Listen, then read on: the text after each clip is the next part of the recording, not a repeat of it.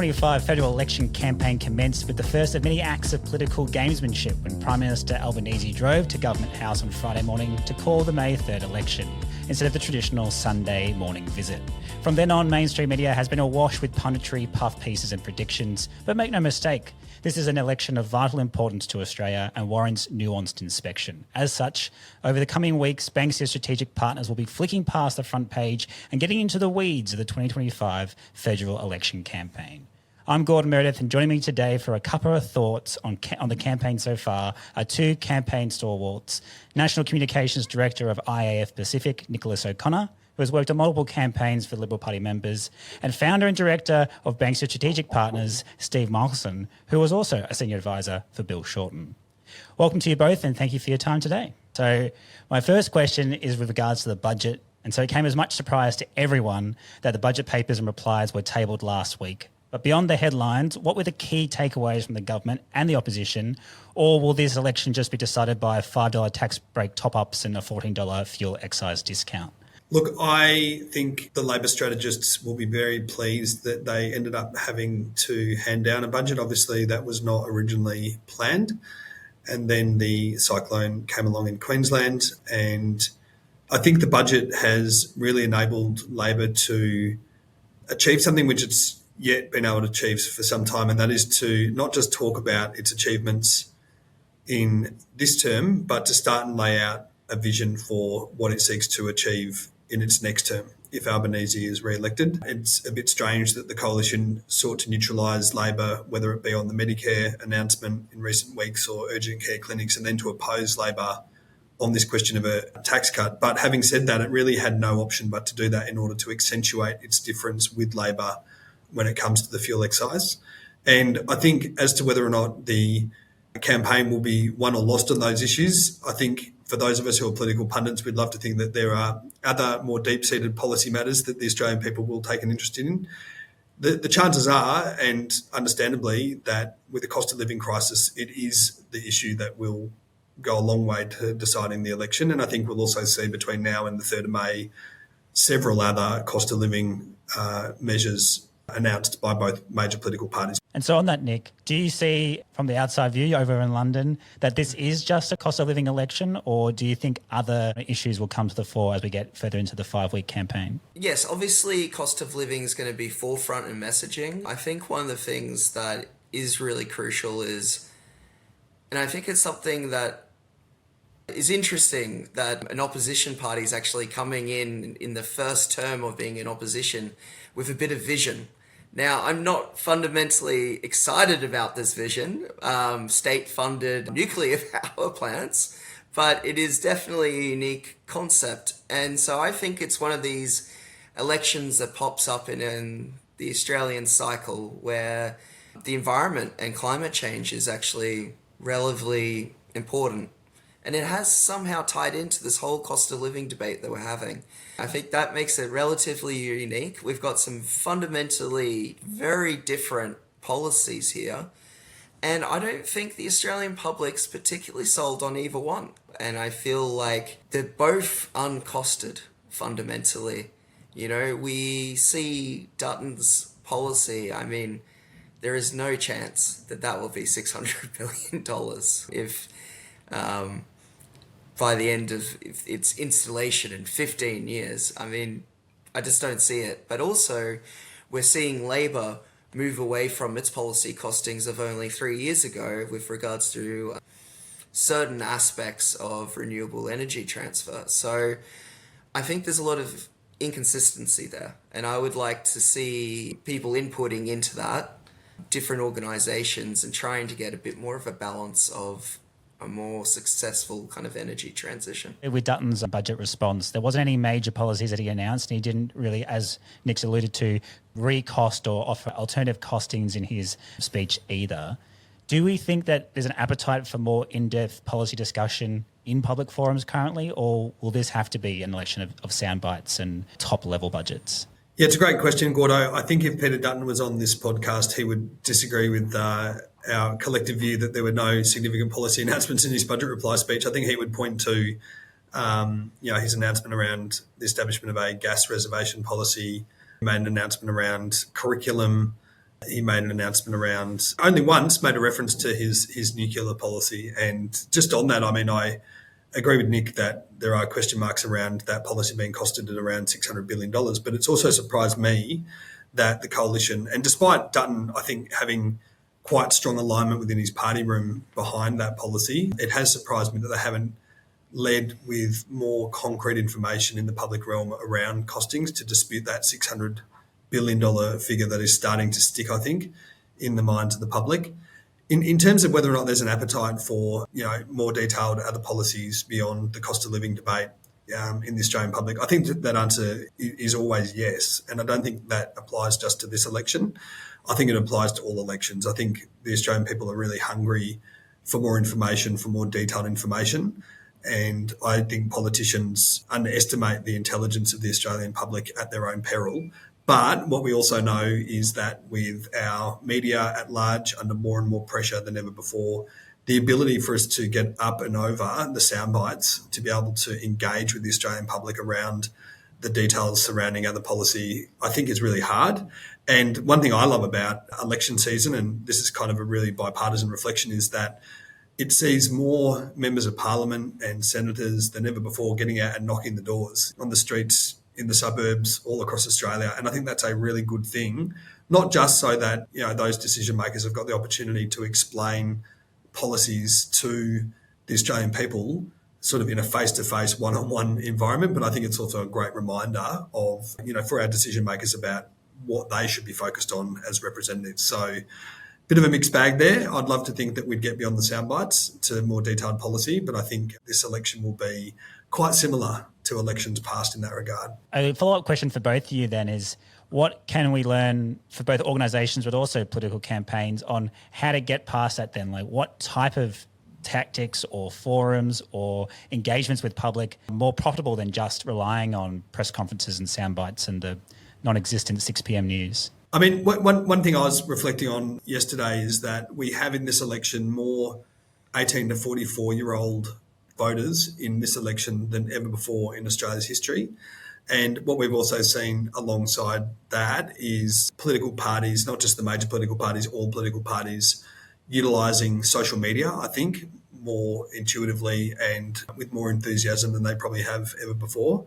And, as we all know, if the messages of politicians are not authentic, if they're not digestible, then forget it. People just really don't engage.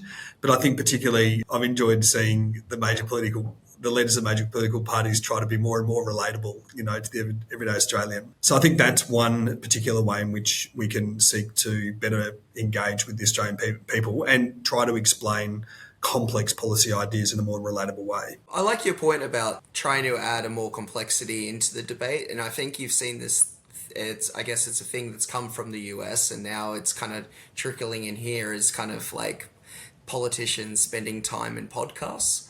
So actually having the time to have that kind of like detailed chat, which normally you couldn't really access through mainstream kind of media. I think politicians should make more effort to engage in the public sphere beyond, the factory visit, the photo op, the multicultural community centre kind of thing. I think there should be more focus or even demands from the Australian public that we actually should be seeing this as a renegotiation of their employment. I think there's some really cool community groups that are doing different kind of processes to engage politicians in much more on those terms, which I think helps bridge, a democracy gap that is starting to kind of feel like it gains traction. I'm someone who works in politics. I see how politics works, and I've still got so much faith in it. But I think for a lot of normal people, there is a faith kind of gap developing, and I would like politicians to work on how they engage with that. And so, Steve, you just mentioned that it's going to be the largest cohort of 18 to 44-year-olds ever voting in an Australian federal election. Do we think that then that younger demographic will drive the agenda of this election, or does it just increase the fragmentation of all demographics involved? It's a great question, Gordo. I think it's probably a bit of both. I think that political strategists, whether they're from the blue team, the red team, any other team, absolutely finely tuned to the demographics and to the trends. And I think, therefore, they have to and will want to be seen to be speaking to that constituency. So I think we will absolutely see that. But what's interesting is how that's going to intersect with this cost of living debate. My own view is that this will be, in large part, the only issue in this election, the cost of living debate. I think it just is so prevalent, it's so forceful that it kind of just surpasses everything else. There might be the odd exception to that if you have a sort of significant external event that impacts on Australia's national interests. But in the absence of, a war in our backyard or a natural disaster in our backyard, beyond the one that we've seen recently in Queensland, I think this will absolutely be an election that is focused on the cost of living. And the reason why I think that's relevant to your earlier question around young people is that the interests that young people have don't always relate to the cost of living. They're typically for older demographics. So it'll just be interesting to see how the political parties navigate that. Having said that, we do know that an issue like house affordability and supply is in many respects a cost of living issue. Why? Because young people are desperate to get into the housing market. So that could be an issue that kind of is able to transcend both of those policy areas at the same time. The Labor Party's first big announceable was probably tangentially related to the cost of living crisis around the supermarket duopoly and their intention to make price gouging illegal. With cost of living being the focus of the campaign so far, how would an organisation approach this election then when everything is not focused on organisations, not focused on business, not focused on anything else? Then how do we reduce the cost of living for individual Australians? So if you're coming from your organisation's background, I think basically, and I think you just have to put forward your strong mission, your statement on that fact. I just kind of think that if you're always trying to break in with a media release about, the latest thing that's happened and it's just has nothing to do with what you actually do, I think that's pointless. So what I would say is stick to mission, identify the people you need to talk to and engage with. And if you stick to that, I think that will hold true. The other part of the muddying of the waters when it comes to policy and announcements currently is this so-called soft vote block, as the pollsters have dubbed it early. And apparently there's at least 50% of the Australian population who is undecided and unaligned this election again, which is a massive, massive increase on previous elections. Will this block shift announcements to be more populist policies, such as fuel excises and tax cuts and taking on the supermarkets? Or will the focus shift as we go further on into the election and the polls start to change? Yeah, I think you're absolutely right to recognise that more Australians than ever before are moving away from their commitment electorally to one of the major political parties, and we're seeing more and more minor and independent candidates coming to the forefront. I think that does mean that the major political parties will be more mainstream and, seek the populist position on policies in order to win those people back. I also think, though, on the way through, as the election nears, there'll be more and more scrutiny on the minor parties and independents. And so I think on the one hand, there's a block of Australians who are currently undecided who, quite deliberately rebel and choose an option that is not a mainstream political party. But I also think that as the campaign goes on and those independent and minor candidates are under more pressure, I do think there'll be some who return back to the major political parties as a home, for their vote.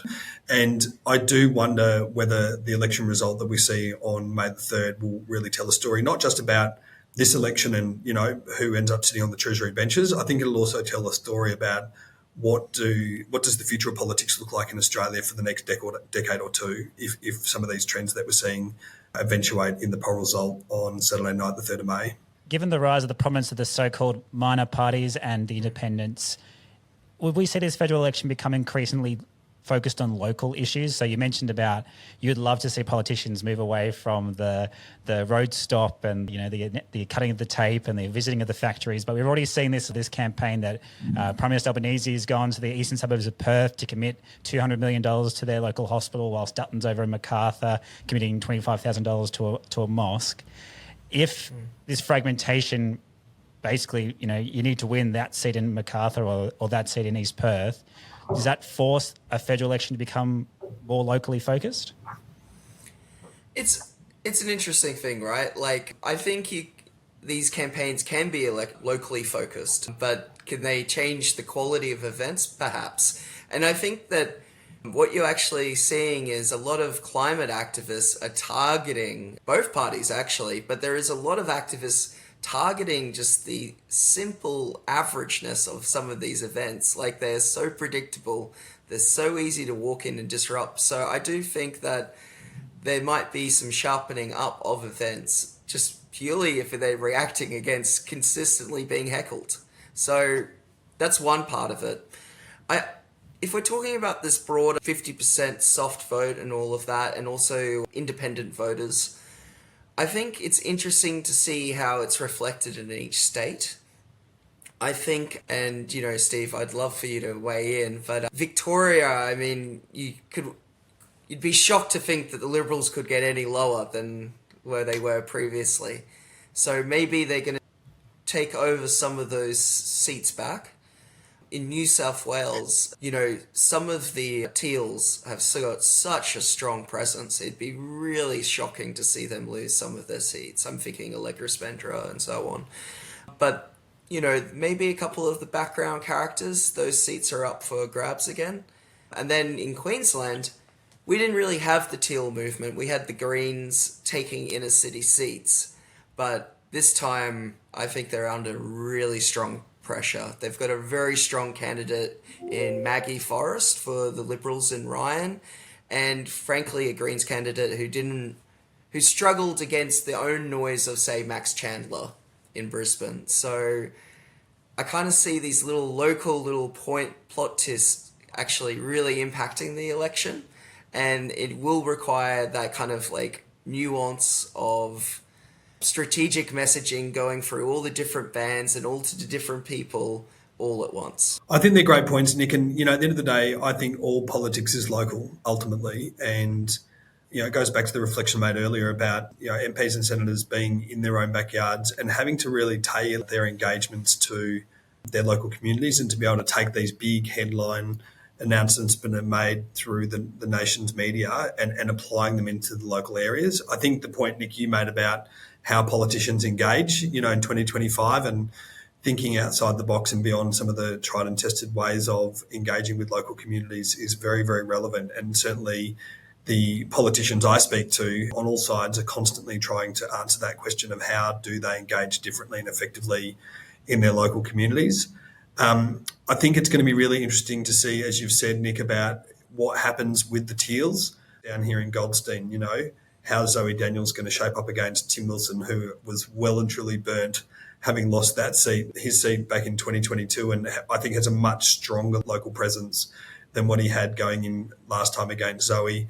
Similarly, in Kooyong, you know, you've got Amelia Hamer going up against Monique Ryan. I think that's going to be a really interesting contest as well. And of course, the future of the Teals may well determine the future of the government. And people are talking a lot about a minority Labor government. I think that makes sense on the arithmetic alone. But I think the one thing that people are not talking enough about is the potential for the Teals to form government with Peter Dutton. And I think if Peter Dutton gets over sort of basically into the 70s, sort of 70 and above, I think that a minority coalition government becomes likely. I don't know about very likely, but certainly likely. And only today we've seen Rebecca Sharkey, you know, the member over in South Australia, come out and say that she would actually preference an arrangement for supply of government, you know, with Peter Dutton over Anthony Albanese. So interesting times ahead, that's for sure.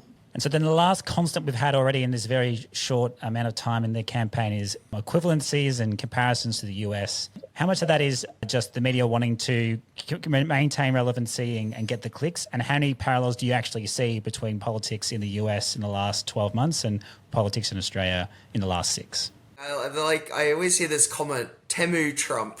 And I actually think it's ridiculous. I think if Dutton has kind of positioned himself in any way with a politician, it would actually be Tony Abbott, or his like wider kind of hero John Howard.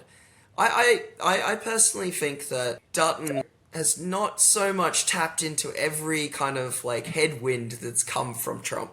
I think it's a very easy sell. It's a simplistic sell to sell on Channel 7 News at 6:30 or whatever. Like that. This is like just the playbook of Trump. But I don't think it is. I think it's actually a more traditional, conservative, kind of liberal. I guess the second piece is there are elements of, like, job cuts to the public service. I think that one probably holds a little bit. With all of these things, I've kind of talked about a democracy deficit, and I think that's what has existed in the US, and it is starting to happen here. I think Australia's always been inoculated against that in a better degree because we have compulsory voting and preferential voting. So I think that it's kept, I would say, a pressure valve releasing once in a while. I've always consistently said, and this may be a bit controversial if I'm not given an hour to explain, but I think that the pressures of one nation being consistently at 10% has actually been good for our country compared to, say, what's happening in the UK, where you have a very hard right reform organisation now polling at 25% and looking to be almost the official opposition party in the coming years. So I think that's what I worry about when we talk about these US or even European considerations, is the democracy deficit, which we need to work on.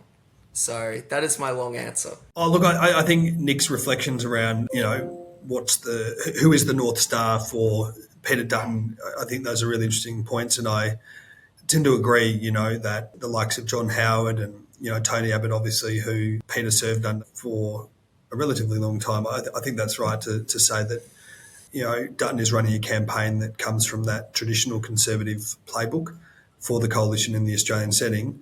I also think, though, that, Trump is so at large when it comes to politics globally. And, you just have to think about next Wednesday here in Australia when we'll find out what, if any, future impact of further tariffs plays out in the domestic economy. And I expect over the next 5 weeks beyond that, Trump will continue to make decisions, be the big personality that Donald Trump is, in a way that he will no doubt continue to play a role in the election coverage. Now, to what extent, though, Donald Trump actually has a concrete impact on the policy settings in Australia, I think that is much more limited. I think that at the end of the day, Australia is Australia, and our policy settings have got our own history and our own trajectory. But it's going to be interesting to see all the twists and turns and weird and wonderful ways that Donald Trump plays out in this election campaign. And so to round out this conversation, I wanted to end with some practical, commonly asked questions for our listeners and organisations that we work with. And the first one is an obvious one, but probably more complicated than people realise. And that's, we enter caretaker mode now during the election campaign. What limitations in the government does that have during the election period, Steve? And what do organisations need to be aware of? Look, I mean, in short, there's obviously a caretaker convention and a protocol. I think, to put that really simply, it basically prevents governments from making significant decisions during the caretaker period. That's the kind of long and the short of it. But what I would also say is that the caretaker provisions do provide for two opportunities for organisations. The first is to acknowledge that while public servants well and truly neck deep in preparing incoming ministerial briefs, regardless of who wins, the blue team or the red team, ultimately, they do tend to have a quieter workload. And so it is still a good opportunity throughout this period to be engaging at the bureaucratic level for organisations. I think the other thing I'd say is that it's worth organisations thinking about the period immediately following the election result. Now, by that I mean there's a sort of period of ceremonial and pomp and ceremony and the rest of it in terms of new ministers getting sworn in and, the jostling for portfolios and all of that stuff. But really, once that's finished within the first couple of weeks post-election 3 May, ministers are looking and are hungry for engagement opportunities. They want to be seen to be getting out and engaging, hitting the ground running with organisations. So while it's difficult to say that the ministers in their portfolios, or indeed the shadow ministers in their portfolios, should they form government under Peter Dutton, will necessarily stay in those portfolios, we do recommend that clients start to have a think about what the landscape will look like, and frankly, regardless of who their minister is, and what are the engagement opportunities, and have those opportunities ready to go, so that you can be the organisation who proactively reaches out to the incoming minister at the appropriate time and gets them out, gets them, involved in the activities of your organisation. Why? Because that means that you are, by definition, building a relationship with that person sort of from the ground up, as the saying goes, and it's a terrific way to start a relationship. The other final thing would just be to say there, not to forget whoever loses. And the reason for that is because organisations should always take a bipartisan approach to government relations generally, but rest assured, in 3.5 short years, the next election will be upon us, and you just never know how the loser of the next election becomes the contender for the next. So we do suggest that engagement happen on that side of things as well. So on that, and to round out our conversation today, is that if we believe the polls, and that's potentially follow on us, given the history of polls in the last decade of politics, but one of the most likely results will be a minority government of some sort to be formed. So how should organisations best prepare for that outcome? Yeah, so I think fundamentally what you need to do is you need to engage, say in your local kind of concept of Australia, you need to be aware of the independents, the people who will be fundamentally providing supply to any government's outcomes. So I think that's an important factor you really have to consider there. It is engaging with both, because I think even opposition has a much bigger say in a minority government. These kind of things are much more important, because, it could literally be down to an MP's sick, we're not going to give you our normal trading horse as, pleasantry. So that could literally upturn a whole policy decision. So I think it's these little bits and pieces that you have to be conscious of. So engaging with everyone would be my main priority. No, I think that's right. I mean, engage is the bottom line. And government relations is like a muscle. You've got to work it to keep it strong. So, elections are kind of this weird window of time that we have where everyone runs around the country and the media sort of eats itself alive on all things election coverage. But rest assured, the Parliament will be returning in no time, and the challenges that face the country remain, and the opportunity for organisations to be part of public policy solutions is absolutely there for the taking, strategic, and again, engage. Well, that brings us to the end of our first Cuppa of Thoughts for the federal election campaign so far. Thank you both for your time again today, Nick and Steve, and thank you everyone for tuning in. Make sure you like and subscribe to this podcast on your platform of choice, as next week we'll be joined by Associate Director Elise Gatt to explore what influence energy and climate change policy will have on the campaign. We look forward to sharing a Cuppa of Thoughts with you then.